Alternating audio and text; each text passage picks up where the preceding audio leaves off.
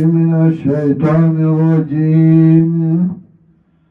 بسم الله الرحمن الرحيم. وإذ قال إبراهيم لأبيه آزر تتخذ أصناما آلهة إني أراك وقومك في ضلال مبين. وكذلك نري إبراهيم ملكوت السماوات والأرض وليكون من الموقنين. فلما جن عليه الليل رأى كوكبا قال هذا ربي فلما أفل قال لا أحب الآفلين.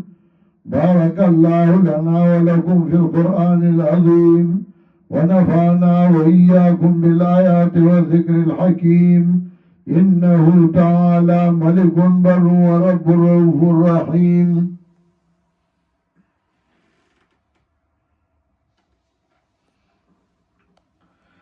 الحمد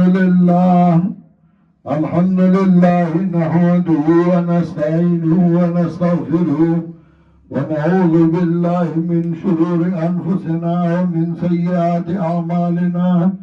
من يهده الله فلا مضل له ومن يضلله فلا هادي له.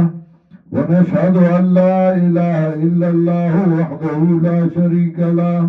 ونشهد أن سيدنا ومولانا محمدا عبده ورسوله صلى الله تعالى عليه وعلى آله وأصحابه وسلم، خصوصا على أولهم وأفضلهم بالتحقيق سيدنا أمير المؤمنين أبي بكر الصديق رضي الله تعالى عنه، وعلى أمير الناطق بالصدق والصواب سيدنا أمير المؤمنين عمر بن الخطاب رضي الله تعالى عنه، وعلى جامع القرآن كامل الحياء والإيمان سيدنا أمير المؤمنين عثمان بن غفان رضي الله تعالى عنه، وعلى أسد الله الغالب سيدنا أمير المؤمنين علي بن أبي طالب كرم الله تعالى وجهه، وعلى عمه الشريفين بين الناس